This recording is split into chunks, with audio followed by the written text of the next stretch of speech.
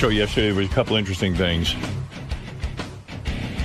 Oh, this guy says he has interesting information on True Blood, but I don't want to know any plot points. Is he going to give us Rich? spoilers? Howard, it's not about the plot. I wish I knew what the hell was going on Right. in the show. The lead guy, Bill Compton, right, the lead vampire, Yeah. he was in a movie that I happened to watch recently, and I said, that's Compton. It's a movie that you talked about when it came out, Quills. Rich? Jeffrey Rush. Rich, I got to get out of this. That's interesting information. It's Jeffrey Rush, Bill Compton. His real name is Stephen Moyers. Oh. He was in the movie Quills. That was a good movie, Quill. It's a great movie. Yeah, I don't even remember it, but I remember liking it. Jeffrey Rush. Yeah. It's a great movie. All right, Rich, thank you. Please. Who gives a shit? Who gives a fuck? That's the information that the guy He had to break in with that. the guy had another God. acting job. Can you believe that guy worked before True Yeah. Blood and played another character? He's an actor, and he acted in something else. All right. Now, That was the worst phone call of all time. that might have been the worst call ever. I think get that guy back. He's the worst call of all time. Thank you for your call. He gets a prize. The guy from True Blood was in another. Douche. Tommy, you're on the air. Hi, Tommy, in Malden, Mass. Hey, Howard, you know something? You know how much you mean to people? I want to thank you for yesterday's show. That was that should go in that broken down building in Chicago there, the Radio Hall of Fame. Hey. The Ted Kennedy show was unbelievable. Tommy, thank you. But speaking of the Rock and Roll Hall of Fame, this is the greatest listener out there. Sent me, I got in the mail, Robin, a letter and a big box, and this box weighs a ton. It's from a guy named Craig. And, you know, there's a Radio Hall of Fame, and we basically pointed out that it's a ridiculous organization because it's one guy who decided to call it the Radio Hall of Fame, and he's in charge of it. And the guy's not even known in radio, and nobody even knows what his credentials are. So anyway, I got a letter from Craig, and it's addressed Craig's Radio Hall of Fame. Dear Mr. Stern, congratulations on your induction to Craig's Radio Hall of Fame. Each year, our panel, me, some friends, and my neighbor with the oval-shaped pool, select a radio personality that we think is really, really good. This year, it's you that we like. Isn't that cool? Though we do not have an actual building, your framed photo and brass nameplate will be mounted on my half-furnished basement with a full bathroom, by the way. You can visit anytime you like as long as you call a day or two in advance so we can clean up the toys and other shit down there. So again, congratulations on this ultimate honor. You are really, really good. Sincerely, Craig, founder and running things guy for CRHOF. And That's great. look at this. This is a Craig's Radio Hall of Fame trophy. Oh, wow. He went out and really He did something. And on it says, Craig's Radio Hall of Fame recognizes Howard Stern for being really, really good at radio stuff and all things like that. 2009. That's great. And it's a big glass block. It's gorgeous with a big It's star. beautiful. So I'm going to put that here in the studio up on our ledge, on our mantle. You should visit that. You guys should go visit the Radio Hall of Fame. Oh, that's so funny. And it's perfect. So I'm the winner of the Craig's Radio Hall of Fame for outstanding radio. Because Thank that's you. the same as that Dumont guy. Oh, yeah, absolutely. There's Wendy? absolutely no difference. Wendy, it's Bruce Dumont. What? I won?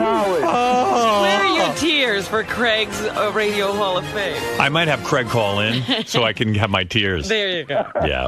Hey, so yesterday on the wrap-up show, I was listening to some of it. I didn't get to hear all of it. But they dragged Scott the engineer in there, who's always good radio.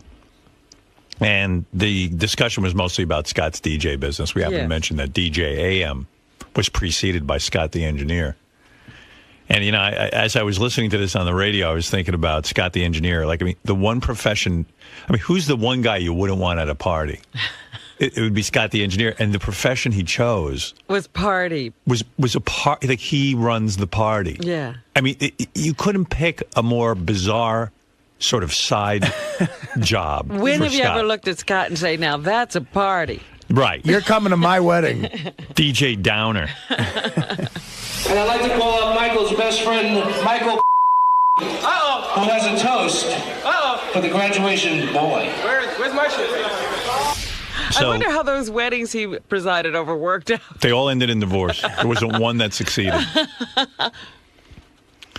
So anyway, here's Scott talking about his DJ business and what's happened to it. 5 years ago, I did a wedding. I came home. I put my shit in the closet, and I said to my wife, I am done. My equipment is still sitting in that closet. 5 years later, I have never touched it since. Maybe I'll buy it off you. It's worth a lot of money. You're telling me if the price wasn't right, you wouldn't come out of retirement? If the price was right, I would come out of retirement. It was so great, like when in Vegas, everything's about the DJ. So if anybody wants me to DJ their weddings, forget a wedding. It should be ladies and gentlemen at Club Pure Saturday night. Scott the engineer. I would love to do clubs right now. I mean, that would be the. You don't know half the music. It's not hard to figure out what it is. Ay vey. If it's not hard to figure out, why isn't he doing it? The guys are making tons of money. Then they talked to Scott about the fact that, like, when he was a DJ, the DJ has to learn all the dances and has to. He has to be up on things. Yeah, it's sort of like a show. In the club. Yeah, it's sort of like he's the fun guy at the party. Like, you want to hang with him. And Scott refused to adapt as a DJ. Like, he would not alter that personality of his one bit. He was not going to bend for anyone. It used to crack me up when he'd get into that tuxedo. Yeah, his outfit. Bend records. Did you ever sing along? No, I would. You would yell hands up though, right? You would do the hands up. I wouldn't really sing. I would just go hands up, but I wouldn't sing. Was that how you did it? Would you just state hands up, everyone? I resisted every time a new thing came out, like the Macarena or Electric Slide. The DJ had to learn those dances, so most times he would be able to teach the people. Can you do those dances? No, I never learned those dances. Scott, can you do the Electric Slide? No, I faked it. What I would do is all right, we got a request for Electric Slide from her. Now you come up and you have to lead everybody on the Electric Slide. I would make the people that requested that song. I don't believe him. Come up. I think he could definitely do that. I'll tell you the one song I knew he did learn. Hands up. I saw him on the fucking conga line doing it. Yes, Scott? No, I just, Doug just offered me a gig that they're having for Beetlejuice, a party at the end of October, and I turned him down. Why? Well, first of all, I'm so out of the music scene for parties. I have no idea what I'm just, I was done with it. I just didn't give a shit anymore. Scott's so funny. He's got that antiquated equipment in his closet, and he goes, well, if anybody, and then Gary goes, well, I should buy it off you. He goes, oh, it's worth a lot of money. It's not antiquated. Yeah, but come on. CD players, but it's an amp and speakers and a mixer, which it's worth a lot of money. Did you think it costs a lot of money? But it's not even state of the art anymore. Well, the speakers are. I mean, they're Bose speakers. You can't get any better than that. Mm-hmm. I don't know. Somehow Scott smelled some dough there, right? But that's. I'm just surprised you turned down the gig. I mean, I just wouldn't do a good job. Number one, right? Did you ever do a good job? Yeah, I did. That never stopped you before. It's a legitimate gig. It's a party potentially for 300 people. We're very early in the stage of planning it for Beetlejuice's launch for his show that's coming up in October. Once you get a real DJ. And I mean, he has 2 months to practice. No, it's not like a goof. Like, we need a DJ. It came up yesterday. You know what? Forget him. And he's out of the business. You play that Boom Boom song or something. It's Boom Boom, right? Boom Boom Pow. I play that all night. There you go. Everybody get on the dance floor now. Here's a very popular song. Get, boom, boom, pow. Get. Gotta get. I could just play this over and over again. Yeah, go have a cigarette. I like that Scott doesn't want to do the DJ work because he's afraid he wouldn't do a good job. But of course, that doesn't stop him from coming into here. I was like, it never stopped him before. Aren't you afraid you're not going to do a good job here? I am, but I keep coming back every day. The line he just said to us is like, I'm irrelevant. That's right. When were you relevant? Well, years ago, I was very relevant. He said his when was Eisenhower his president? His newest music is 6 years old at this point. I got to tell you, when I wore my toupee, I looked a lot different back then. Now that I don't have my hair, I don't think I'm as relevant. I look like Colin Farrell. I'm done. Done with that. The pile-on begins. Back then, I looked like Colin Farrell. Now I look like Colin's ferret. Yes, Gary. I think I've just uncovered another piece of Stern history. So Ronnie told me that Scott had a video, and when you wanted to hire him, he would come to the house and show you the video of him DJing. Oh. And I would love to see it, but he said that Ronnie's son said, when he was getting married, that he came and showed the video, and that, for Ronnie's kid, that was it. He wasn't hiring Scott based on what he saw in the video. Oh, really? The video was a turnoff. It was a non-sales tool. Scott's staring like he knows this is 100% true. And you don't even want to come back to defend yourself. Scott, what was the video? It was just me doing a wedding. Do you still have it? Probably somewhere. I don't know. Please look bring around. it to me? You got to find that. Yeah, that's a TV special. Excuse me. That's worth money. Would you like to see my highlight reel? Sure. I'm sure it'll excite you. I can't believe it. Ronnie's son looked at the video and said, next. It's like the DJ version of Schindler's List. So depressing. The son of a friend. I know I look like a sad sack sitting here, but when you see me in my tuxedo, I'm a different guy. I thought I did a pretty good job. I mean, for what it was. I mean, I did a great job. I'm a different guy when I get behind that turntable. That's right. Isn't it weird that your highlight reel like turned them off? I guess. Here I am taking my 5th smoking break. I often need to go out and have a cigarette to relax. But don't worry, the music will flow. I have an assistant who spins. Yeah. Here's me saying hands up. Sir, can you wake up? Here's people refusing to pay me. Here's me driving off. That's why they call the song Hands Up. I used to use a gun to get my money. Wasn't Joey Boots your assistant? How the dance started. For a little while, yeah. He helped me out. Great. Yeah, I know. Sounds like a good team. That was great. Those parties must have ended early. Can you imagine? Mr. Fun is here. Yeah. The life of the party. Mr. Fun and his fun assistant. A gay drug addict and a downer of a DJ. And Mr. Zippity Doodah. A gay drug addict and Joey Boots. I used to get, I didn't know he was gay. I used to get undressed in front of him, too. I wondered why he'd try to suck my cock. And he's still gay. Wait, you used to do like a costume change? You used to No, I would come in dungarees when we set up. I would just come in then he jeans get in his and tuxedo. Then I Like change. alter ego. Then I change into my, like Superman. That's right. My super outfit. My super tux. Are there 2 people you'd want at your party the least? I mean, like, can you name them? Joey Boots and Scott the engineer show up with them. I'm schlepping in my equipment now, but don't worry, I'm in my jeans. That's when I'm moving stuff. Then I'll slip into my outfit. I mean, I wouldn't accuse anybody of anything, but if anybody remembers anything missing from one of those weddings. Well, thank you, Scott. Okay. It's a great... Why, did you want to add something? No, nothing. See, when you get into his DJ days, I just think of the time that the kids attacked. We've been through this. Yeah, well, the kids beat him up. He got beaten up by 6-year-olds. All right, thanks, Scott. Okay. I won't embarrass you with that story. What else? Oh, one of his better DJ days. Scott. Oh, it's you. What? You're not confident enough? No, not now, not anymore. I used to be. You're too far out of the I was game? the life of the party. When? 1927. That would be it. No, so seriously, how long would it take for you to get back in the game?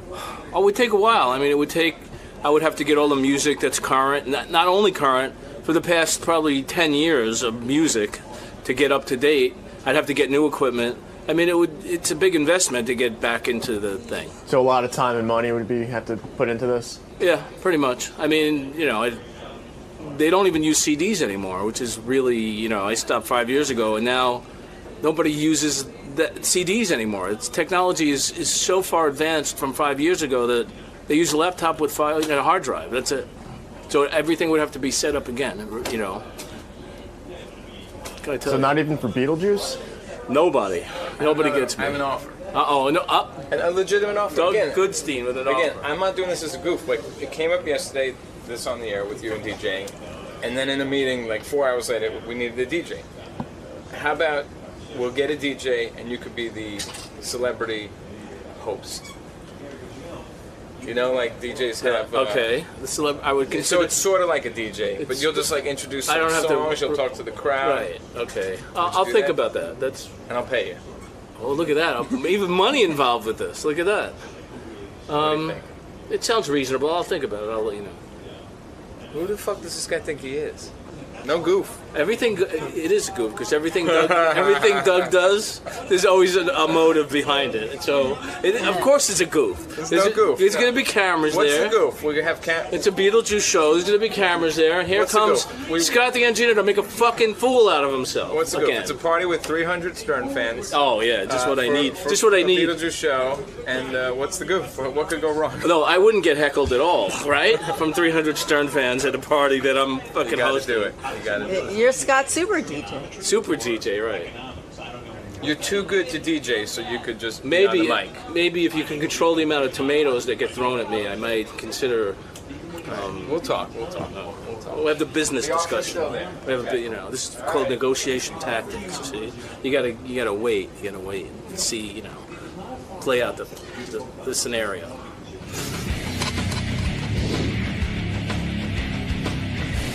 As you know, sitting here this evening, we have a few members of the staff of the Howard Stern Show. Hey, look who's here! Oh my God. Why don't we introduce Gary Baba Booey?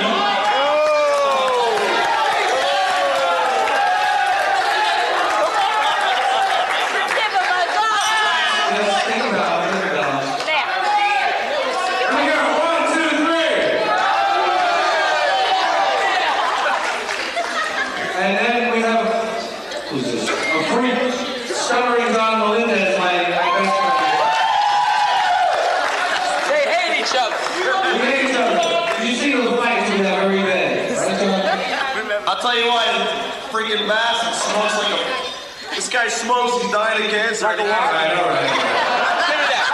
Give me that. Just give me it for a second. Look at Scott's hair, and look at John's hair, and you tell me what they like. Jackie almost beat its own page, Joe and Marley. Jackie, what's someone to do a few minutes ago?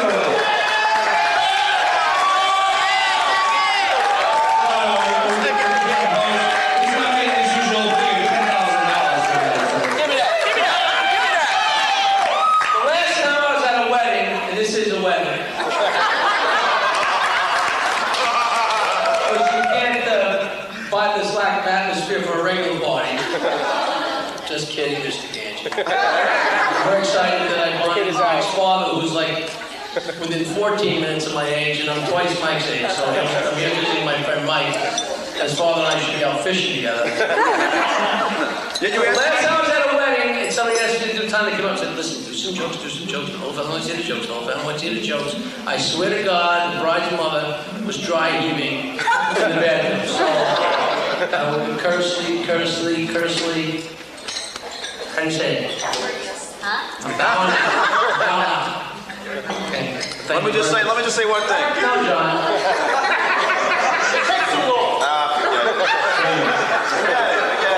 You blew my moment. Of course I did. You blew my moment. Of course I only just. I was going to say, it's got a bit like the military character. Of what? That freaking. What do you say?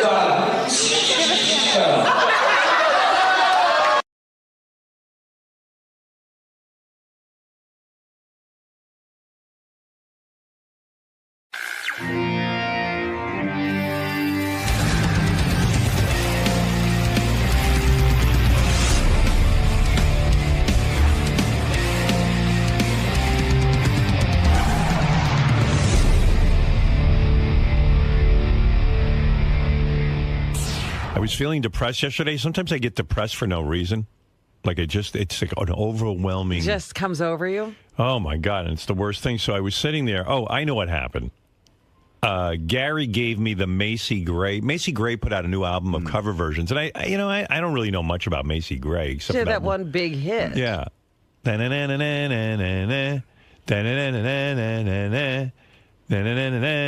It's true. That's her one big hit, right? Yeah. I don't know what that's called. I think it's called I'll Try. And I'll try. Or I Try. I try not. Yeah, I can't remember what that line was. Yeah, so the reason I was listening to Macy Gray was Gary said, hey, Macy Gray came out with a new CD. You want to hear it? Maybe she's going to be making the rounds. Maybe we'll have her in. You know, I don't know much about her, but she seems very interesting, Macy Gray. And you know, I've heard drips and drabs of stuff she's done. Yeah. But so she put out a CD of cover versions, like some interesting choices too. Like she does "Nothing Else Matters" by Metallica, and I thought it was really moving. And I had it on whenever I have music on, and I don't know, I get moody, and I was sitting in front of my computer, opening email, and I had the Macy Gray thing playing, and I started to get sad. And then my dog was like right at my feet and looking up at me, and I started looking at her, and she's 10, and she's been having health problems, and I got sad, and I started hugging her and everything. And then I said, you know, I'm feeling really down. I'm going to write that on Twitter, because I never tweet. So I wrote, I'm feeling down. 2 seconds later, people start tweeting me back. You fucking pussy. You know, like the complete opposite of what I was looking for. I realized so if you're on the ledge, they're going to say jump. I was so, yeah, exactly. I was so desperate for love right at that point, you know, and all I had was the dog, and I was sad that the dog was going to, I said, you know what? I'm going to turn to my fans, my loving Twitter fans. And I'm just going to expose myself at my raw state, you know, and my raw emotion. You're going to be vulnerable. Yeah, I'm going to be vulnerable. You know, who cares what people think? Well, 2 seconds later, I was so sorry I wrote it. It was like, fuck you, you homo. Pull yourself together.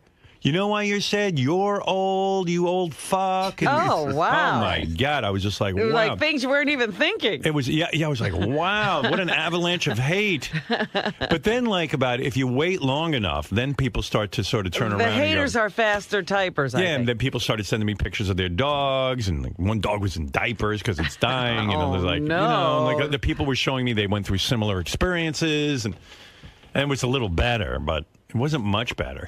And then some woman asked for a picture of my dog. I tweeted that out, and then I quickly got off. I didn't want to read anymore. It was not fulfilling what I needed. I needed to talk to someone. Well, that's so I went to my psychiatrist, and an interesting experiment. I tried. I tried to turn to my fans for some support, but it was more like, "You're such a homo. You're gay." Wow. Yeah, like I was gay bashing. Or gay bashed. I was gay bashed. I know what it's like to be gay bashed. And it's called insulting names. Wow. Yeah. I was going to be like that guy who jumped off the bridge after his roommate taped him making out with a guy. Yeah, I was thinking about it the other day. You know, everybody's talking about bullying like it's a child or children phenomenon. Right. No. People, you just grow and you're continually bullied. Yeah. Even as an adult. Get over it. You heard Whitney. That's true. People get bullied as adults. Yeah. Like Gary bullied me yesterday. People even said, and then people started writing me, no wonder Gary took advantage of you yesterday, and you didn't fire back at him. My tweets were all like, Howard was a jerk to you. Yeah, mine were. Well, it depends when you listen, because at the end I let you have the last word, and in the morning I had the last word. You know what I mean? So depending on which argument you heard. Then I saw somebody sent an email in yesterday and just like called me a monkey, and you should fire that monkey. If that ape worked in the real world, his gorilla ass would be fired. Well, what about Whitney Cummings? I mean, she's on major medication now because people were bullying her about her new TV show. It never ends. Yeah. Then I heard Sal on the wrap-up show bullying her. Oh, no. Yeah, he was kind of like, I think he's one of those people who... Who's jealous? Yeah, like Sal thinks he should have a sitcom, I think. And it's like, just not, Sal, get over yourself. Why don't you write a sitcom? Or go get it. Yeah, she wrote those. Yeah, she wrote 2 separate sitcoms, Sal. So why don't you write one and submit it? Nobody just plucked her out of obscurity and said, we're going to put you on TV. Yeah, she worked her ass off. I tried to tell Whitney that. I said, it's all jealous comedians. I said, you should see every guy in radio fucking treats me like an asshole because they're all jealous, but they want to be me. Howard, I praise Whitney on the but I know back in the office, you're pretty nasty about her. No, I'm just the truth. I'm nasty in general. I'm just a bitter guy, but... Hey, by the way, what's the name of that model we had in yesterday? Ellie McPherson. Yeah, that's what I thought. Did you... I talked nice about her, too. Who? Ellie McPherson. Ellie McPherson? And Whitney... I'm just bitter in general, but I think Don't you think it's weird? I got to ask you now, because I was listening to the wrap-up show and you were talking about Ellie McPherson. Don't you... I got to just say this, because everyone was good about not saying it. Don't you think it's weird that, like, I interviewed that person for, like, a whole morning and you still don't know her name? Ellie McPherson. What? McPherson. McPherson? I don't know. How do you say her last name? McPherson. I don't know. I have like this. It's a Long Island enunciation. Say her whole name. Ellie McPherson. E-L-L-E McPherson. Had you ever heard of her before? I've seen her around, sure, here and there. I'm not a model guy. I don't follow models. I understand, but she was one of the most famous models in America. And you must have said her name a million times during the interview. Right. I was busy. You didn't listen to the interview? I listened to some of it. I heard her say some derogatory things to you. Who? Ellie McPherson. Right. So when you heard Ellie McPherson, when you don't know where I'm going. Believe me, you have no idea either.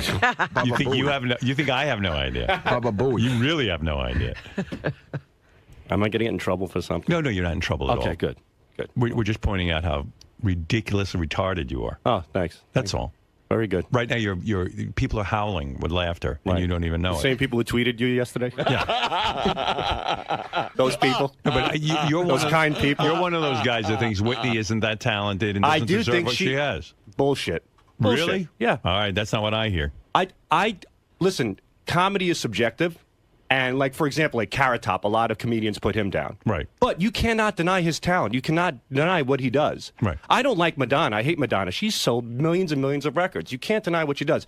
Whitney, I'm not a huge fan of her. She's a great roaster. I'm not a really big fan, but... Why wouldn't you be a big... I mean, she's not a big fan, but she's a great roaster. She's a great roaster in that capacity. I'm just not. I'm not... But how can you not... I'm not floored with her. I'm not floored with anybody these days. You're not floored by her roasts? Absolutely floored by her roast. So you are floored by her? Yes. Well, by her roast. But you just said you're not floored by her. Well, are you floored by me as a tap dancer? No, but as a prank caller you are. I'm saying that in some areas. So you are floored by... But we're evaluating her as a comedian. What she does is roast people, and she's great at it. So then why would you think she doesn't deserve to... Who said she doesn't deserve... You did. No, I did not. I never said you didn't say that publicly. You say it privately. I never said privately she didn't deserve it. I said that she's being chastised and she's being put down because of a lot of people in the industry wanted to see her fail. That's what I said. Right.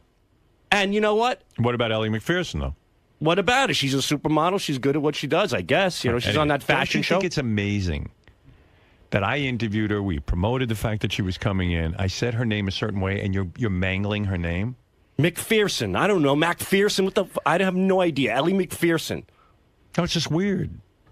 I have no... I don't know how else you would mangle her name. Her name is Elle McPherson. Right.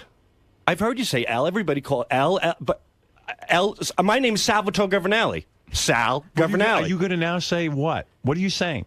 You could call me Salvatore. You could call me Sal. When you call her Elle, I heard you call her... Her name isn't Ellie. It's E-L-L-L-E. Lee. Ellie. Ellie McPherson. Holy shit. I bet you... what's amazing about you? You'll argue to the end even when you know you're wrong. But... Her name isn't Ellie, it's Elle. When you called her Elle, it's like your mother calling you Hal. No, E-L-L-E is Elle. Have you ever seen... There's a magazine with that name. It's called Elle. Yeah, but magazines don't speak, Robin. Oh. There's not a person in America who calls her Ellie except you. Oh, well, there you go. I'm unique.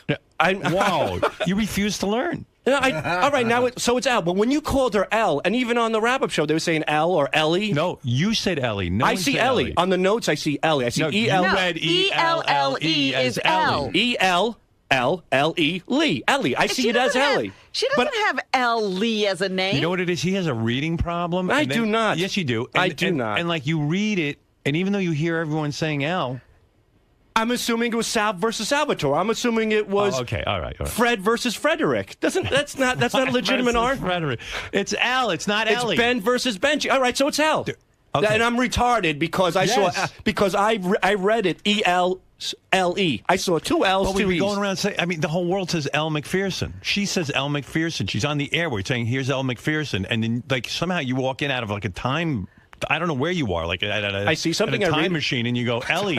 Like, no, you've never heard that name before. You've never heard the magazine called When I Elle. see Elle, I don't think about her name. That's the last thing I think about. Okay. She's a nice piece of ass. Who cares what her name? Her name could be Frank. I'd bang her in the ass. Who cares? You're an amazing man. Well, I'm sorry that I so could many levels. Like just even your explanation. Every time you get something wrong, you're like, well, it doesn't matter. Nothing matters. No, it doesn't. I don't care about history. I don't care about geography. I don't care. It doesn't affect me. Not true. I don't care about voting. Not true. I don't care that there's not purple states. Oh, when you screw up an enunciation, you get 16,000 emails. You get all pissed but off. I mean, Are you retarded? You're constant. I'm not constant. Sure, we all get things wrong, but my God, there isn't a thing you get right. There's plenty of things I get right. What? Plenty. What? I don't know. Give me something. I don't know. What do I give a shit about? I saw her name. I pronounced it Ellie. That makes me retarded? I mean, it's crazy. Kind of. It's kind of ignorant, Howard. It's kind of weird because you work on the show and we prepare for guests. And I do a good job. Everyone's saying L. Who cares? Can I explain it to him a little bit? Yeah, maybe you can. Sal, it's not that you read it wrong. Happy birthday, by the way, Gary. It's not that you. Thank you. It's not that you read it wrong. Baba Booey. Now go fuck yourself. No, but it's that she's been in the mainstream of media for probably 30 years. You probably jerked off to her. You probably read Sports Illustrated, all that stuff. So never read Sports Illustrated. But I understand that you read it wrong, but she's been a celebrity for a very long time. And so that's how I would think you would know her name. You know what? She really hasn't been in the spotlight in my eyes. I mean, she's out there. There's no denying it. But I'm telling you, she doesn't stand out like she's not like a Christy Brinkley, not like a Cheryl Show Teague. your cock. Just show your cock and be done with it. You're looking at it right here, the whole body. I'm a big cock. All right. Well, I'm sorry. And as far as Whitney's concerned, that's those. No, I heard that you kind of like one of those jealous comics. I'm not jealous of what's there to be jealous about. As soon as you start, there's a lot to be jealous. She's pulling down a fortune. She's making millions. And that was my point on the wrap-up show. Even though she's doing that, it's driving people crazy. What do I care what she does? It has no bearing on me as a person. That's right. That's what I was trying to tell her. These other comics, whether she gets a sitcom or not, doesn't mean they're going to get one. Doesn't mean she didn't get them out of the line. Right. If she doesn't get a sitcom, it doesn't mean then they're going to go to Sal Governale next. Whether she does great or whether it bombs, it has absolutely you're going to be no bearing. You're going to be the same position. Yeah, I'll be the same shithead. And in fact, she said to me afterwards, she said, I'm surprised because a lot of comics got a lot of deals all of a sudden. Like, networks kind of think in droves. Right. When you sign one person, one type of person, they go, you go look for somebody else. Let me go get another female comic or something. Right. A lot of comics actually benefited from me being signed. I agree. And a lot of times these scouts, there could be a comic on stage who can bomb or be a complete hack. That might be something that a particular agent is looking for. Do you ever get scouted? I've been in a few. No, not really. No, just by you. I'm the only one who picked up on you, huh? Yeah. That's my unique charm, No, I have a few good things going on, but you hit the nail on the head. When I used to go out and... That'd be good if, I was arguing with some of the talent on America's Funny. They go, what do you know? You hired Sal. Oh, that hurts. That'd be great. And I'd go, you right. got an argument there. Right. Yeah. Hit the buzzer on me, Howard. Right. Throw me out. Hitting the buzzer is so intense. It's so much fun. So it's so great. And then when the other two judges join in, it's like, and then all of a sudden the music goes, and the whole stage goes black. It's like death just hit. It'd be great if you could bring that buzzer everywhere, like to a restaurant. The food sucks. Wherever you go. It's great. You're a lucky son of a bitch. That's good. And you earned it. Congratulations. Oh, thank you, Sal. You're very welcome. Not that you don't take my word for my word shit to you, so. What? You're like, oh, thank you, Sal. Like, you rolled your eyes. Like, I didn't roll my eyes at all. Oh, I'm sorry. Maybe it's my paranoia. You. It's my paranoia. I said thank you. That's very nice. I appreciate it. All right, get out of here. All right. By the way, speaking of the wrap-up show, that's where we got the John was talking to Sal, and that's where he started calling Ellie McPherson here. I'll play a little clip from that just so you see how that all went down. There, hold on.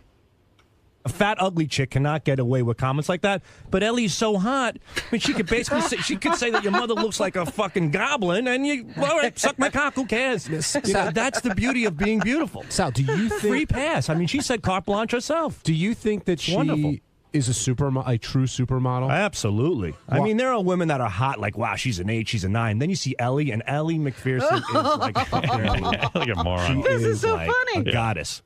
Ellie McPherson. Ellie. Yeah. That's the only clip of that, right, of Ellie McPherson. He says it again in the next one when Gary asks about Ellie McPherson, and he doesn't realize what's wrong with it. Sal, you've been in this seat before where, she was the one who killed on the roasts and tore people apart. Now she's getting torn apart. How do you deal with that? Is that tough to combat? Touche, cocksucker. Welcome to the entertainment business. It works both ways. Touche. Yeah. She puts it out, you get it back. Touche, Ellie McPherson. Ellie McPherson, what does that have to do with this? Nah, it's a callback. But why do you think that? But why? Ellie McPherson. I just don't know how you're around. Ellie McPherson is a very popular name in our culture, especially for guys Sal's age. She's pretty iconic. Yeah. Everyone's heard the name Elle McPherson. Well, he explained that E-L-L-E spells... Ellie. He probably never heard of her before. He goes, Ellie. He was spelling it with 3 L's at one point. Yeah, right. He went E-L-L-L-E-E. Ellie. Like Sally, Salvatore. Salvatore. Right. He's a trip. He's the best. He's the best. He really is. You got to get him in there. And I loved how he kept trying to fix the pronunciation of her last name because he didn't think that Ellie was wrong at all. Right. Yeah, I was convinced you were going to have him saying McPherson or something like that by the time he was at it. Yeah, it was too weird. All right, thank you, John Hein. We look forward to your wrap-up show today with Gary and the gang. Should be a lot of fun. Sal. Yes. Salvatore. Yes. My point. Are you familiar with the spelling of the word gazelle? Yes. G-I... You're not asking me to spell it, but no, yeah. But it contains at the end... Oh, gazelle. There's a G-A... There's two. Giselle Bundchen. Giselle. No, like gazelle, like the animal. Right. The cheetah-like animal. Yes, of course. Absolutely. G-A-Z-E-L-L-E. Right. How would you pronounce that? Gazelle. Why not call that gazelle? I don't know why. That's what you got. Wait, hold on. This guy's the culprit. Turn the cameras. How am I the culprit? This guy yesterday brings me into the wrap-up show. All right, you want to talk about slimy people. You want to talk about underhanded people who fucking a really dirty, mischievous move. Not mischievous. Just a real dirty, no good, low-life, scummy thing. Right here. Mischievous. The bottom of, not the bottom of the barrel, the scrapings underneath the bottom of the barrel. Wow. This guy brings me onto the wrap-up show yesterday. He goes, I want to talk to you about Bruce Springsteen and Gary getting yelled at. The whole time, I didn't know it was over Ellie McPherson. It wasn't. Elle McPherson, whatever the hell. It wasn't. I didn't know you said her name wrong until you said it on wrap-up.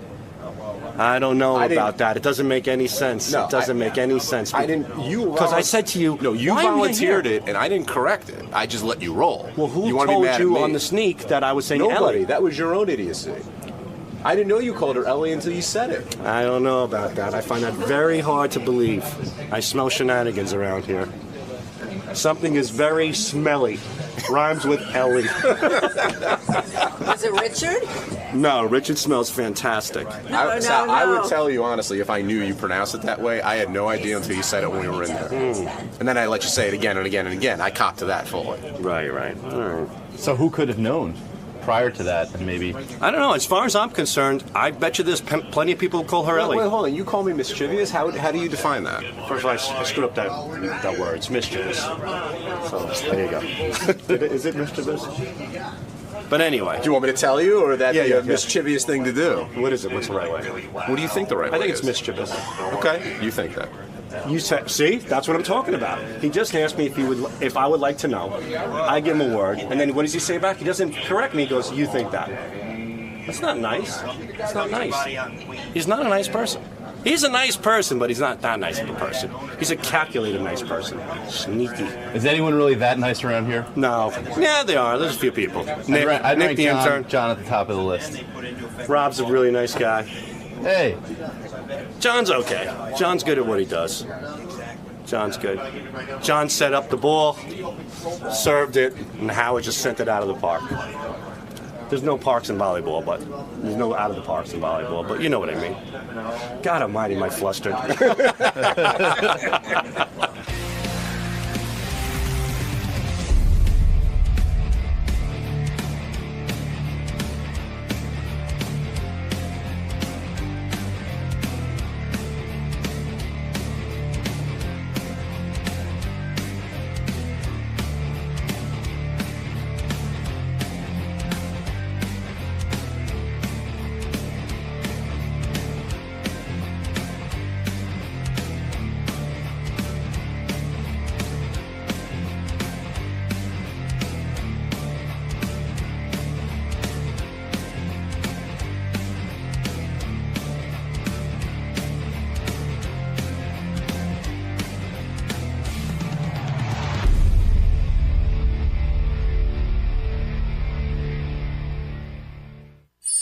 I'm David Tell, and I'm here to whore myself out, get the message out about the new Gong Show on Comedy Central, and of course to reminisce about our Afghanistan USO tour. So, now how did the tour go for you? I think we'll all agree that like the tour is great. It's the getting there that sucks. The flying, taking like 5 planes to get there, spending 20 hours, and very unsmokable airports, which was a shock to me. Turkey, you can't smoke in the airport. Can you believe it? Jeez. Yeah, you can bang a boy in the. No, I'm kidding. No. But yeah, that was the hard part, and the heat of the whatever that was, desert areas was very, very crazy. But the guys did a great job, and the troops were very into it. So. I think Dave Attell's got some real pressure on him. He's got to go out and promote the Gong Show. They're starting it on Comedy Central. He's the host. He's the host, yeah. Yeah, it's his show, so he's got to get out there. You think there's real pressure? It's Comedy Central. Yeah, no, there's pressure. They're banking on this? They're banking on him. All right. He's their one hope. Now that they lost Dave Chappelle? Yeah. What's up? Is there pressure on you to promote the Gong Show? In other words, you want this to be... But, I mean, you can laugh all you want, but this is a big deal to you. It really is. You need this to be successful. This is my last chance. Show business. I mean, you've done a lot of work for Comedy Central. You've had HBO specials. You're a successful comedian. You had your own show. I did, yeah. That didn't work out. It didn't... What? Well, I mean, it ended. Well, I ended it, though. Right. Oh, yeah, you it was did? going to kill him, that show. Why did you end your own Dave Attell show? Because I only have one liver, and it got harder to do as it was called the Insomniac Show, not the Dave Attell Show. All right, but it should have been called. Everyone called it the Dave Attell. The whole industry called it. They called it the whole industry. Yes. Yeah. Everyone in the industry called it the Dave Attell Show. Exactly. Variety, of course. Yeah. No, they called it. Why I ended it? Because it was getting harder to do, but I wanted to keep doing hour specials, and they wanted the half hours, and I guess in hindsight I should have kept doing it. But look at me now; I'm like an old, drunk guy. I mean, it just seems like. Are you really a drunk? Yeah, and that's why the Gong Show is like a perfect rehab of. Do you have a drinking problem? Yeah, well, what is this? The first time on the air? No, but I'm saying, I'm wondering. I did not. I haven't had a drink in like 6 months. So, and the guys will back me up on the tour there. So. How much is this a shtick? This addict kind of person? I don't speak early Jewish vaudeville terms. Right. How much of my shticklach? Yeah. How much?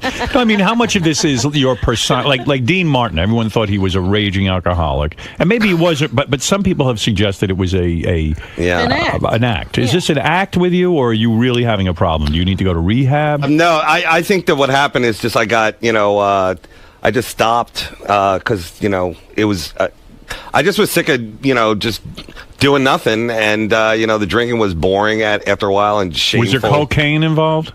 Yeah, of course. Of course. But that was years ago. Right. No, but Sarah Silverman said when she went out with you, when she was your girlfriend, right, she saw no evidence of drinking or any of this behavior. It came after her, she said. I thought he was always depressed, though. Well, I didn't have any money then. You didn't have money to buy alcohol. Exactly. I didn't have any of that kind of remote control money, as we used to call it back in the 80s. So they called you and said, we're starting the Gong Show again. Wait, jump around? Okay, and what else happened? Wait. Hold it. Go ahead. Don't worry, I'll get back to This is how you break a guy down. You don't stay on the same topic. I thought we were on the same team a minute ago. By the time I'm done, you'll see. Watch out for a curveball coming. I think I just got it. No. It was Sarah Silverman. Right. I'll go back to that if you want. No, that's okay. What are you going to do at the wedding? That's what I really want to know. Can I say? Go ahead. Give me your suggestion. 2 weddings. It seems to work in every Ashton Kutcher movie. Why wouldn't it work for you? You're making a good point. You run from the guest house to the front of the house and the back of the house. And the mate's like, what's going on, Mr. Howard? That is genius, because there's so many people who split up. You could have the other partner there. That's a very, very boring. All right. So what happened with the Gong Show? Yeah, Dave. Now let me. Can I say one thing? Tip of the hat. Did you? Oh, thank you. Tip of the hat to you. Howard takes it to the level that we can never get it to with these acts. Because you've brought on all these amazingly freakish people, cool people, brought out. They're fun, and I'm like, how do we do that? I don't think we got to that level, but you were the inspiration. Thank you. There you go. So, and that's not just sucking up. That's actually true. No. So. It's nice to hear someone say that. So, but the Gong Show. Were you a fan of the Gong Show? Yeah, I think the Gong Show was like the first time you actually saw freaks, I was a doing fan of great things, and like ukulele acts and guys in a bathtub and Gene, the dancing machine, all that stuff. And that was before YouTube, so that was like really the only outlet. Right. We take it down and dirty, more the road of hilarious than that. We've got something going that they don't have going for them, which is great judges, and the judges from Andy Dick to Triumph the Insult Comic Dog, Adam Carolla, all these different people came on, and they had a ball with it. They just they get involved in some of the acts. They lay it down. It's not like Sharon Osbourne giving this critique or some English dandy giving some kind of you'll never make it, mate. And blah, so blah, it's blah. it's a direct ripoff of Howard's show. Exactly. Thank you. We have everybody from unicyclers to queefers, and and in between. Yeah, that's your that's your bread and butter. You do here. have a queefer. Yes. Oh, so can a queefer win? I wanted. See, that's the thing. The whole thing that really got me was that America's Got Talent. It's always like the juggler and the guy on the unicycle with the bag, and we had those people on, but I wanted the hardcore. The vaudeville uncabaret people, like the girl shooting a dart with her vagina at her husband with balloons. I mean, I was like, I love this stuff. But it's only so far you can go. It's still cable television. No, they show it. Comedy Central's very cool about it. I give them a real dart out of her vagina. Yeah, well, you don't see the actual, vagina. The thing, but you see, it coming out. And I see. So if this it is a kids program, the Gong Show. I remember it was on in the afternoon. Now, are you able to negotiate with Comedy Central a decent salary? I mean, they're pretty tight with the dollar, are they not? I'm betting that Dave got $20,000 an episode. Wow, I say that's high. It could be. It could be between 20 to 50, but it could be 30. I'll say around closer to 20 than 50. Well, the funny thing is, Artie, you also are a sitcom actor, so you know, if I was going to use my old quote from my part on Wings, for when I was on Just Shoot Me. No, but that's part of it too. But Comedy Central, money-wise, they bring the money if you bring the ratings. And the good and the bad of Comedy Central is that you can take it to the next level. Like the Gong Show would not work, and they've tried it a million different times. Yes. A lot of guys have tried it. Yes. And it is kind of like the Titanic of going down with the ship. And I could ramble off many hosts who've tried to do it.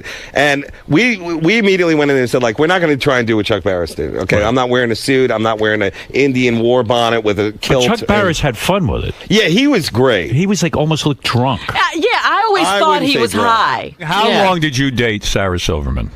I don't know. Are you asking me to go to the wedding? Yes. How long did could you I date? Go? What, to my wedding? Yeah. Not with that face. To my wedding? Do you want to go to my wedding? Oh, I guess my Gong Show money. I can't afford. I mean, we're not a Del figurine. What if I bring a beautiful Kyrgyzstanian girl that I met in Kyrgyzstan? Listen, I love you, and I think you're great, and I'd like to become friendly with you. But you're not coming to the wedding. But we never hang out together. I mean, would you really want to be there? 3 words: bong hits and Scrabble. Let's make it happen. Let me put it to you this way, Dave. What kind of gift could you afford at Crate and Barrel? Look, talk to me about Sarah Silverman and Jimmy Kimmel announced they have broken up. Right. That's why I bring this up. Do you think it's because of the Gong Show? No. Is that a thing in their relationship? If the Gong Show ever comes back. I want to ask you something. Go ahead. Why did you and Sarah break up? And maybe that'll give me insight into why Jimmy and Sarah broke up. I don't, why? Yeah, did she break up with you? Or of course. She did? Yes. You were in love with her? Absolutely. Seriously? Well, what do you want me to say? No, I don't know if you're being sarcastic. But it was puppy love, you know what I'm saying? All right, it was not like the adult ago. love that you power couples share, you know? Right. The love of a jet getaway weekend to where do you guys go again? But isn't all love puppified in a sense?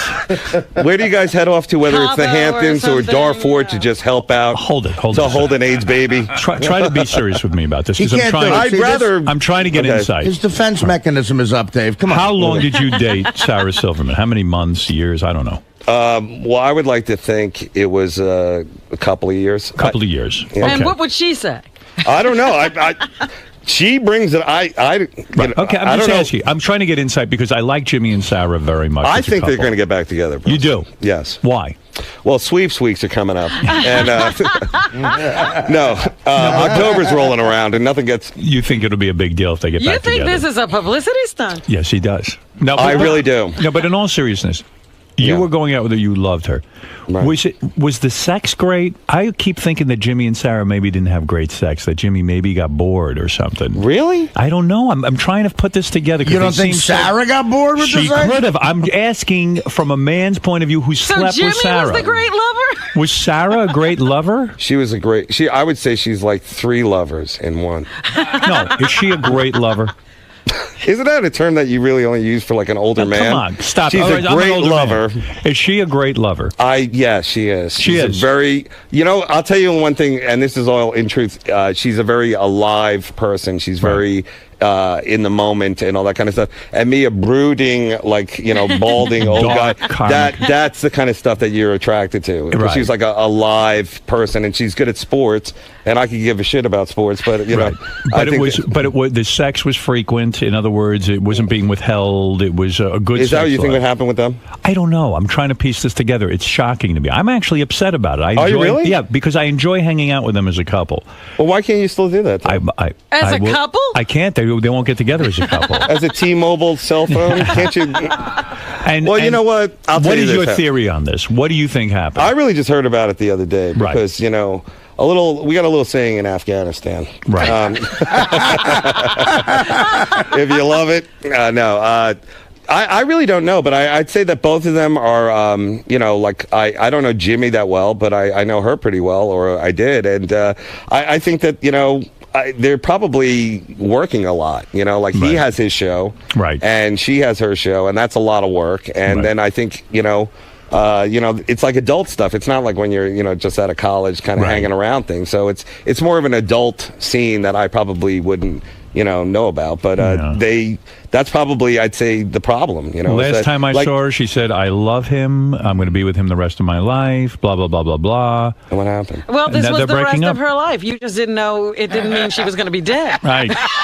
I don't know. I don't understand it, to tell you the truth. I really don't get it either. And have you ever done Jimmy's show? Yeah, I have. Yeah. When during the Insomniac thing, I came out and Did you discuss having sex with her? His girl? No, I didn't. You didn't. Why not? Wouldn't that be great television to say, "Hey, I banged her, you banged her. Let's compare That's notes." Pretty rock and roll. It's not so much comedy. That's like what rock guys do. Like Eric Clapton could do that or something. Like I don't know. I mean, I would have tuned in. I would listen to you guys comparing notes and saying, she didn't do this, but then Jimmy would go, "Oh no, she did that with me." Don't you love it when she goes, "She never licked my balls, and that upset me." And no, Dave wants to do jokes about shampoo and a sock. Every time I come in here, you always bring up Sarah and all that stuff. What do I have to do that? Like, if I found Bin Laden on that trip, and I also opened Iron Man, I only brought it up because of the news that they were. I know. I thought it's you shocking. could offer insight. I did. Do you think it has something to do with the gas prices? Now, this leads into neutral territory.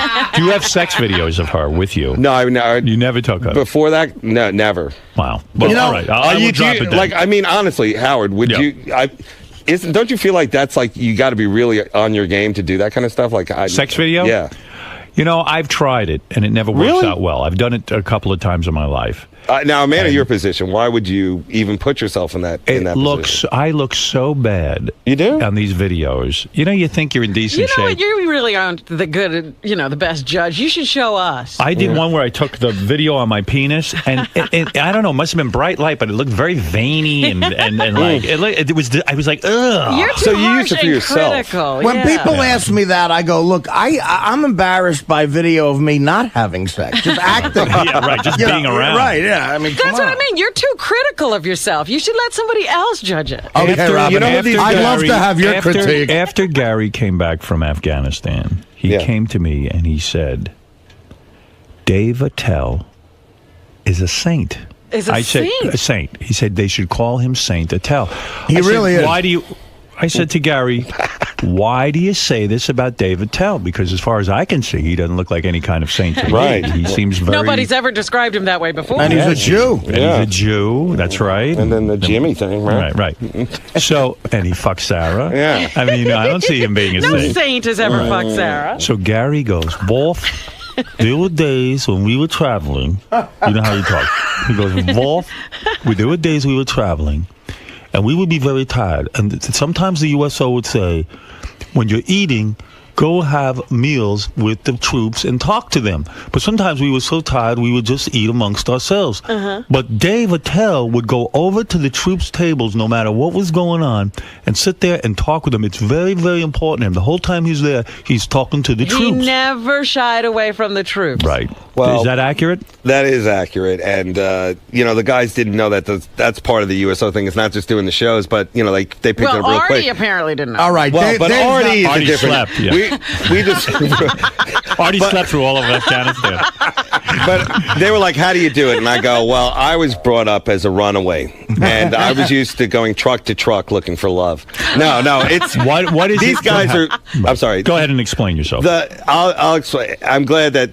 First of all, I'm glad I couldn't pick better guys to go with because not just Artie and Gary, but Nick and Jim Florentine were great. And the whole thing is that the monotony... we see the war in little snippets on the news, and it's explosions and shooting. But then there's the other times of just monotonous routine, heat, being distant from their loved ones, their lives. There's a lot of people there in the Guard and Reserve who have other lives that they've had to put on hold to do it. And what the we psychological pressure, knowing that they might be killed at any minute. Exactly. Right. But besides all that, there's really just the never-endingness of it and the sameness of it. And that could be horrific or it could be boring, but it's over and over and over for over a year. And we're just like new faces that come in. I don't consider myself famous. I'm not, Jessica Simpson or anything like that. But we just come in and like whether they know you or not, it's just somebody else to talk to. Like, comics are great because we don't bring any equipment. We just come in, tell a couple of, dick jokes and we're out of there. Right. And they love it dirty. And, they might say the powers that be, keep it clean, do this, whatever. Yeah. But when it gets down to it, they always love it dirty. And we love bringing it to them that way. So. Right. Yeah, the shows, it was a good experience. The shows were very... very Risque. successful, and obviously Dave destroyed, as did Nick. Everybody killed. Yeah, and Gary did a good job. And I mean, it is so satisfying afterwards at the meet and greet when these guys come up to you and say, "You know what, man? And every one of them were nice. We really appreciate you coming. We laughed, and it was good to escape for a while." And Dave has gone probably about 4 or 5 times. Is that right? You've been there quite a bit. Different place, right? yeah. Yeah, I mean, you've been to Iraq? You've been to Afghanistan. And, Afghanistan used to be the one where everybody's like, I hope I get sent to Afghanistan because it's safer. Now it's really, going crazy. Yeah. Did you feel in danger at any time when the mortar attack? We read about the mortar attack. We asked Gary and we asked Artie about it yesterday. Was that your first time being under attack? Well, besides coming on this show, the emotional mortars, the rounds shot at me, the salvo. Coming in. No, it happened in Iraq too, but it wasn't like where we had to get in the bunkers. It was just kind of like, oh, by the way, we were attacked. But the best part, there's 2 stories I'd like to say about the whole tour. One of them was I was roommates with Artie for a while and Nick DiPaolo. And fun. That's a fun room. It was a fun room, and Artie. It's hard to sleep with him because he, you think like he's a bigger guy, he must snore. Well, I snore. Nick might snore or whatever, but he talks in his sleep. Oh no! Really? And not just talks, he orders food in his sleep. Oh, I'm not kidding around. Get Nick DiPaolo on the phone. It's so true. Yeah, no. Is that right? Howard, that's crazy. Dana and a couple other chicks have said this to me. You order food in your sleep? And Howard, he sounds contrived, but he's telling the truth because it is true. Other people have told me this, and it's so embarrating yet so funny. I never heard it. Does it arrive? Does the food come after you what did I say? I'm no Craig Gass, but may I try it? Yeah. Okay. It's like 2 burgers and a dew. Like Mountain Dew, 2 burgers and a dew. Oh, are you serious? Yeah. You mean he's laying there and all of a sudden you start hearing him talking about food? 2 burgers and a dew. Burgers. But what not else just does he laying mention? there. What else does he? Kind of shaky, kind of like. I do. I get the shakes. What else? What else does he order? I'm curious. Pizza. Well, Nick DiPaolo said the 2 burgers and a dew thing, and that was why I knew they weren't bullshitting. Just 2 separate times they said the same exact thing that I ordered. Wow. Yeah, and I'm like, I don't even drink Mountain Dew. And the whole trip too, he was not really eating. He was eating apples the whole time, and he had like 1 big meal, and that was about it. It's amazing. Gary was telling me about you in Afghanistan, and he said this, and I hope I don't embarrass you. He says, at one point, Dave Attell waved his hands over the desert, and it turned into water. I'm not kidding. No, you know what? I was afraid, like flying in the helicopters and all that kind of stuff, but that was pretty cool that we got a chance to do that. That was really did cool. Did you shoot off a gun like Artie and Gary? Yeah, I did. You did, and you liked it. Yeah, no, that's the coolest part of it because, like, they were like, "Hey, how do you know like this?" Because I watch all those military like history channels. Why do you? I love it? that stuff. Why do you go? You didn't just go once. This is your 5th time over. Well, no, I've been to Afghanistan twice and Iraq once, and then I've done like other USO. Why do you do it? Do you feel an obligation? Yeah, I also feel that like we're not really asked to do anything, and that like it's a really good. I guess we're lucky that we get to do it because we're in like show business. Right. But I just feel like don't get a chance to do anything, and like I've traveled a lot, but that part of the world is like a whole differerent animal. And, it really is. Like you would never. Well, I told this to I think Nick, whatever. When we were in the Kyrgyzstan airport, by the way, do not honeymoon around there because that's there was a guy getting on the plane with a bow and arrow. I'm not kidding around, Howard. I'm not kidding. A Mongolian hordeman, whatever, was getting on with a bow, and he was at the counter like, when can I get that flight? And I'm like, that guy's got a real bow and arrow on him, And you're only afraid of the bow and arrow from a distance, but up close, it's kind of like retarded, Yeah. I mean, no, it's a bit I'm working on. So you are a man who feels compelled to help his country any way you can, and you do it. Yeah, and you do it with joy. Can I say one thing? Yes. Okay.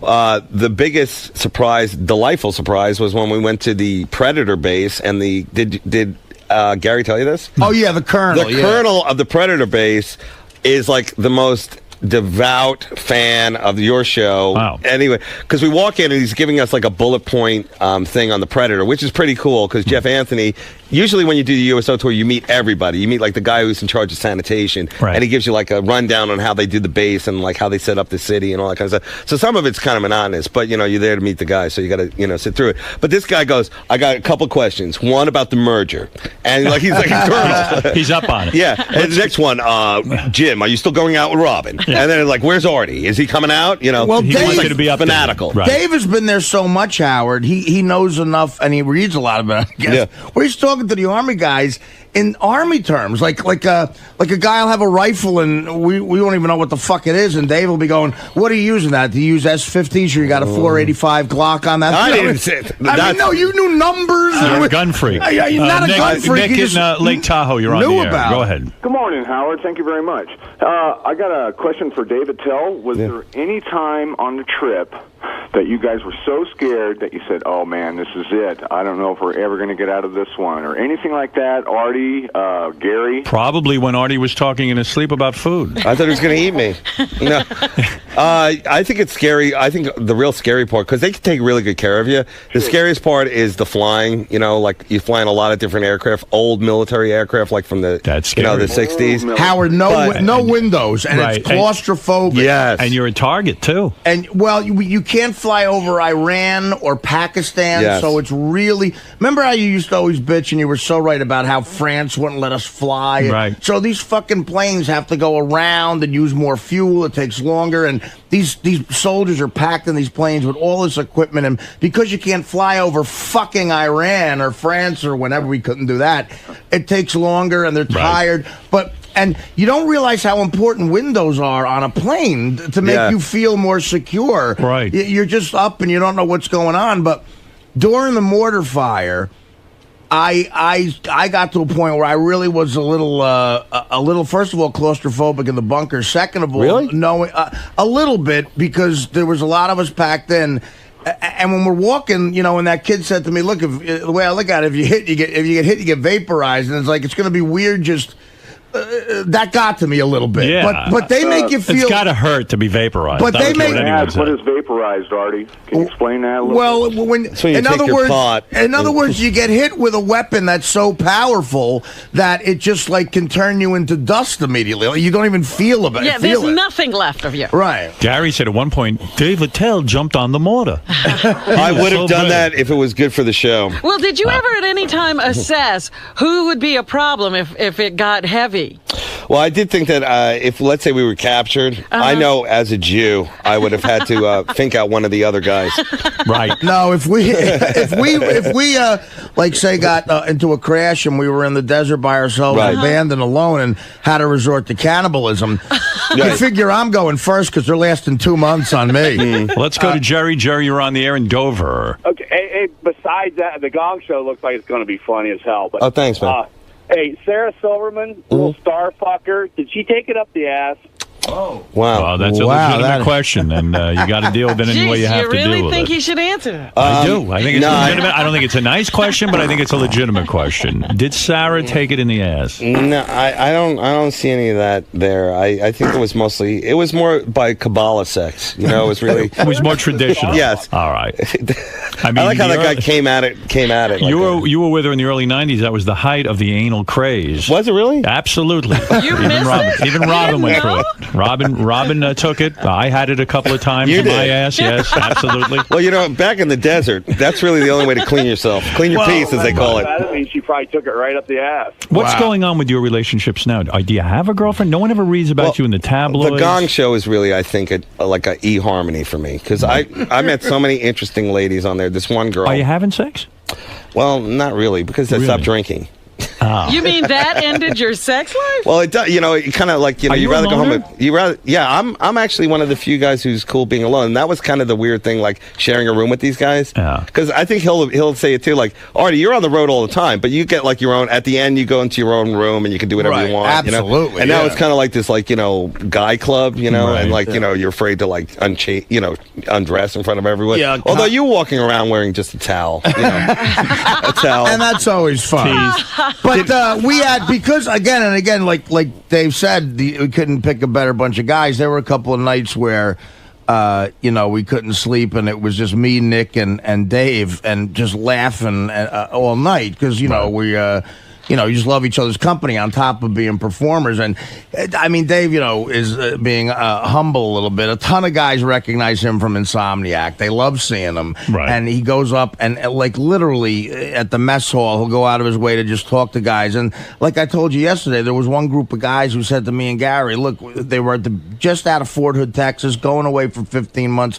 They asked, could you hang out with us? And Dave was very aware of that, and he always did it. Never said no to anything. So I mean, Dave. It was a great. It was a great. It was a great. That's tour. not true. But, I mean, thank you, Artie. But a lot of it has to do with like that's our fan base too. These guys are the guys who come see our shows when they're and it's like. That's the cool connection, because it's not just like they know your stuff, or like a lot of them have said you don't care. You never think about your own life. You never think about the fact that you might get killed over there. Well, I'm kind of hoping. You're hoping you die. Since I have a miserable life. Now tell me, you don't have a girlfriend? I don't. And so I can't go to the wedding then. You don't have anybody who... No, I have a friend. You got a friend. Yeah, something's going on. Well, Why are you keeping it such a secret? No, she's not my girlfriend, though. Why are you hiding her? Bring her in here now.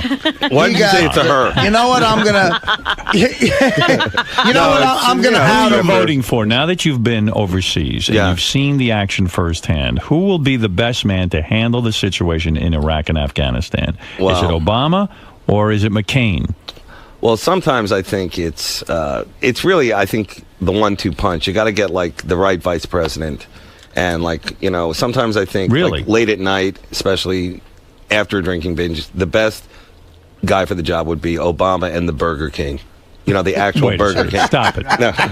Tell me who you're for. Who am I for? Yeah. Who is the best commander-in-chief? You've been with the troops. Yeah. Mayor McChee. You've spoken with the troops. Yes, I've spoken to them and heard their views. You think the Burger King would be a good vice president? Well, the Burger King burnt down. Talk about... Oh, that's right. Oh, you didn't tell that story? Well, I was trying to, but we were all over the place. But we only had 3 hours. The Afghanistan...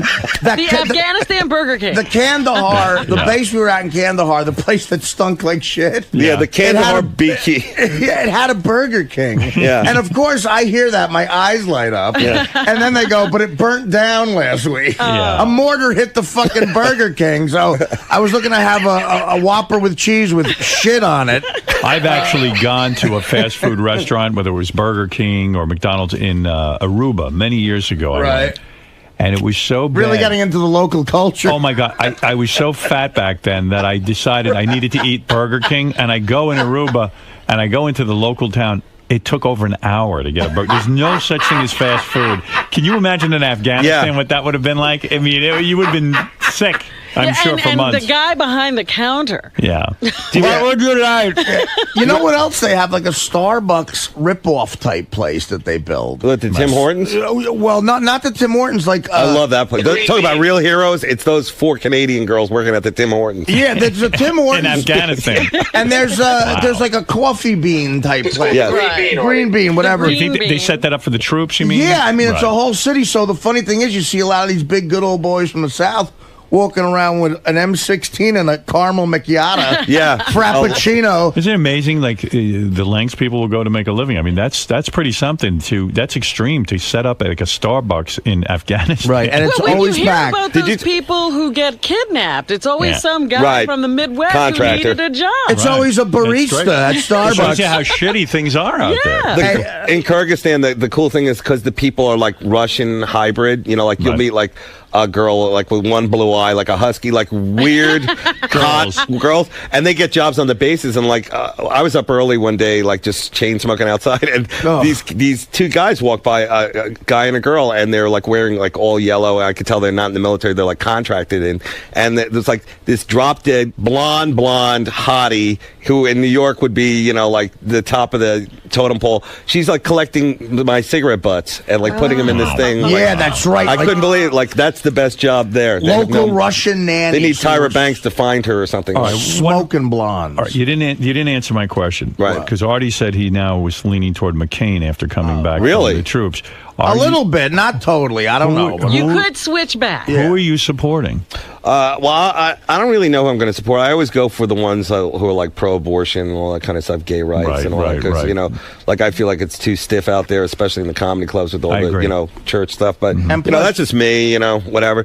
But Plus, you're a gay guy who's that- had an abortion. right. So that would be Obama you're for.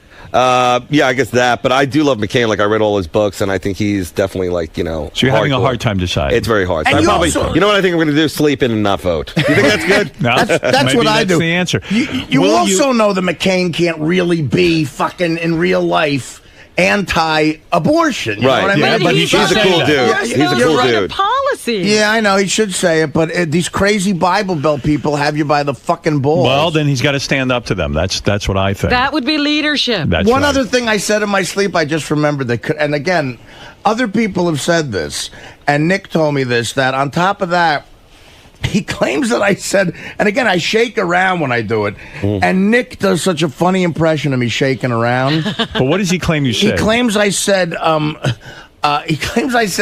no regular Coke. Regular Coke. I'm not kidding. I don't know if that was a drug. I'm not That's the kidding. greatest thing I ever I mean, heard. and these both guys said when they woke up with me one night that I was ordering a burger and a Mountain Dew. I You don't dream about food like most guys dream about pussy. Exactly. Well, I had a Maybe. wet dream and I woke up and it was all ketchup and Russian dressing. He would go to sleep with like ice tongues, Do you like a realize? teddy. Do you realize his nightmare is being served Diet Coke? He hates it so much. I do. I never Listen, thought of it that one way. final question: Yeah. Will you call Sarah Silverman and try to date her again now that she's broken up with you? Howard, I'm not even. I said it before. I'm not in her league. I mean, come on. I mean, think you're really hot. You do? I do. I've been trying to dress a little bit more adult. You look I'm glad good. you picked up on it. You know what, Because if Howard? you're going to host Very, the God show, you got to show